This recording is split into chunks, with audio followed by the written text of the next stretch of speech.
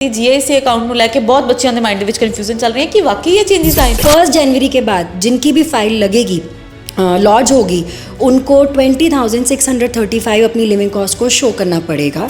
सो इसका main purpose यही है कि बच्चा जब वहाँ जाता है तो उसको कोई प्रॉब्लम फेस ना हो। इवन जो एजुकेशनल इंस्टीट्यूशंस हैं वो भी उनको प्रॉपरली सारी स्टूडेंट सपोर्ट सर्विसेज और जिनकी फाइल 31 दिसंबर तक 2023 तक लॉन्च हो जाएगी उनके लिए ये स्कीम नहीं है। नहीं, उनके लिए नहीं है, दे आर लकी। वो अभी 10,000 GIC पे करके ही अपनी फाइल को लॉन्च कर सकते हैं।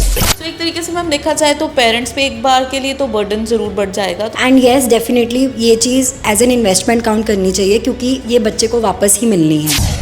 सो मैम सिर्फ यही चेंज आया है या वर्क एक्सपीरियंस को लेके भी कोई चेंजेस आए हैं? वर्क एक्सपीरियंस को लेके भी चेंजेस आए हैं, एक्चुअली एक नहीं दो आए हैं।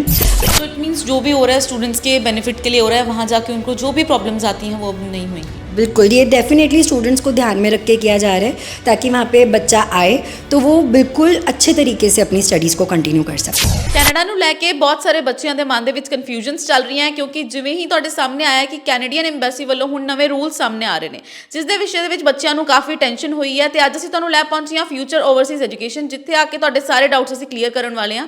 ਸਾਡੇ ਨਾਲ ਮੌਜੂਦ ਹੋਣਗੇ ਰਿਧਿਮਾ ਮੈਮ ਜਿਨ੍ਹਾਂ ਨਾਲ ਅਸੀਂ ਗੱਲਬਾਤ ਕਰਾਂਗੇ ਤੇ ਸਵਾਲ ਕਰਾਂਗੇ ਕਿ ਆਖਿਰ ਸੱਚੀ GIC ਦੇ ਵਿੱਚ ਇੰਨੇ ਚੇਂजेस ਆਏ ਨੇ। बिल्कुल ये चेंजेस आए हैं।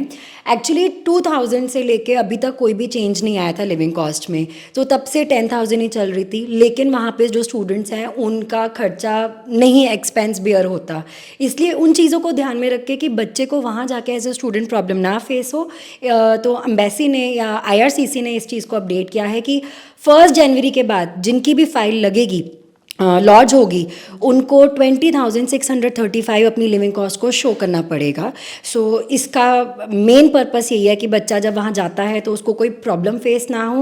इवन जो एजुकेशनल इंस्टीट्यूशंस हैं वो भी उनको प्रॉपरली सारी स्टूडेंट सपोर्ट सर्विसेज प्रोवाइड कर सकें। और जिनकी फाइल 31 दिसंबर तक 2023 तक लॉन्च हो जाएगी उनके लिए ये स्कीम नहीं है। नहीं, उनके लिए नहीं है, दे आर लकी। वो अभी 10,000 GIC पे करके ही अपनी फाइल को लॉन्च कर सकते हैं। सो एक तरीके से मैम देखा जाए तो पेरेंट्स पे एक बार के लिए तो बर्डन ज़रूर बढ़ जाएगा, तो उसके लिए आप क्या कहोगे? डेफिनेटली एक बार ही फाइनेंशियली उनको सोचना पड़ेगा कि इन्वेस्टमेंट करनी पड़ेगी, बट एटलीस्ट उनका बच्चा वहाँ पे जाके सेफ़ एंड सिक्योर है, उसको फाइनेंशियली कोई प्रॉब्लम नहीं फेस होगी। एंड येस डेफिनेटली ये चीज़ एज एन इन्वेस्टमेंट काउंट करनी चाहिए क्योंकि ये बच्चे को वापस ही मिलनी है। सो मेरे को नहीं लगता कि अगर ये एक चीज़ एज एन एक्सपेंस काउंट करनी चाहिए। ओके, सो मैम सिर्फ यही चेंज आया है या वर्क एक्सपीरियंस को लेके भी कोई चेंजेस आए हैं? वर्क एक्सपीरियंस को लेके भी चेंजेस आए हैं, एक्चुअली एक नहीं दो आए हैं। पहला तो मैं आपसे बात करना चाहूँगी कि 20 आवर्स की जो लिमिट थी, सो जिन भी स्टूडेंट्स की फाइल 7 दिसंबर तक लग चुकी है, 7 दिसंबर 23 तक लग चुकी है, वो सारे स्टूडेंट्स एलिजिबल हैं कि 30 अप्रैल 2024 तक वो मोर देन 20 आवर्स काम कर सकते हैं। एंड जो सेकेंड आया है वो ये है कि जिनका भी वर्क परमिट एक्सपायर हो रहा है 31 दिसंबर 2023 तक, वो एलिजिबल हैं कि वो 18 मंथ्स का और वर्क परमिट अप्लाई कर सकते हैं। लेकिन अगर आपका अनफॉर्चुनेटली 1 जनवरी के बाद एक्सपायर हो रहा है सो आप शायद इस स्कीम में एलिजिबल अब नहीं होंगे। ओके, सो इतने मेजर चेंजेस आए हैं, इसके अलावा भी कोई चेंजेस आए हैं? इसके अलावा जो चेंजेस आए हैं वो स्टूडेंट्स को सपोर्ट करने के लिए ही वो लेकर आ रहे हैं, और वो उसका रीज़न सिर्फ यही है कि जो उन्होंने एक अपनी स्टूडेंट पॉलिसी चेंज करी थी अक्टूबर में, ये उसी के बेसिस पर है ताकि जो एजुकेशनल इंस्टीट्यूट्स हैं वो प्रॉपरली उतने ही बच्चों को सपोर्ट कर सकते हैं जिनके लिए उनके पास कह लो फैसिलिटीज़ है, नहीं है तो वो शायद ज़्यादा बच्चों को रिक्रूट नहीं कर सकते। सो इट मीन्स जो भी हो रहा है स्टूडेंट्स के बेनिफिट के लिए हो रहा है, वहाँ जाके उनको जो भी प्रॉब्लम्स आती हैं वो अब नहीं होंगी। बिल्कुल, ये डेफिनेटली स्टूडेंट्स को ध्यान में रख के किया जा रहा है ताकि वहाँ पे बच्चा आए तो वो बिल्कुल अच्छे तरीके से अपनी स्टडीज़ को कंटिन्यू कर सके। सो जिवें तुहाडी गलबात कराई तो ये तो होगी कैनेडा की गल, असीं आस्ट्रेलिया बारे भी जरूर गल करनी चाहांगे क्योंकि आस्ट्रेलिया नूं लैके भी काफ़ी जिहड़ियां अफवाहां ने फैलाईयां जा रही कि असीं पुछदे हां कि वाकई ऑफिशियली ये नोटिस आ चुके हैं। मैम आस्ट्रेलिया नूं लैके भी काफ़ी बहुत लोगों के मन में कन्फ्यूजन चल रही है कि आस्ट्रेलिया दे विच भी चेंजेस आने वाले हैं, कि वो सही है?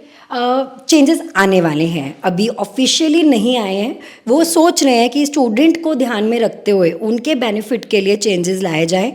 जैसे कि मैं आपको बताती हूँ, वो सोच रहे हैं कि ओवरऑल रिक्वायरमेंट को 5.5 से 6 करने का, एज वेल एज़ वो कुछ इस तरीके से सोच रहे हैं कि जो स्टूडेंट्स अच्छे प्रोग्राम लेके उनके पास आएँ ताकि उनकी इकोनॉमी को एज वेल एज स्टूडेंट को लॉन्ग टर्म में बहुत अच्छा बेनिफिट मिले। सो इस अकॉर्डिंगली वो अपनी पॉलिसीज़ को चेंज करने का भी सोच रहे हैं। सो अभी तक कोई भी ऑफिशियली तो नहीं आया ऑस्ट्रेलिया का? अभी ऑफिशियली तो नहीं आया है, डेफिनेटली नहीं आया है। जैसे कनाडा ने अनाउंस किया है वैसे ऑफिशियली नहीं आया है। तो अगर मैं बात करूं कि एकदम से तो नहीं चेंज होगा जैसे कनाडा का हुआ है, या आपको लगता है कि ये भी इंस्टेंटली हो जाएगा? वेल एम्बेसी है, वो कुछ भी कर सकती है, हम कह नहीं सकते। हो सकता है कि एकदम से चेंज हो, बट डेफिनेटली उन्होंने एक चीज़ ये बता दी है कि वो सोच रहे हैं, तो स्टूडेंट्स को वैसे प्लान रखना चाहिए।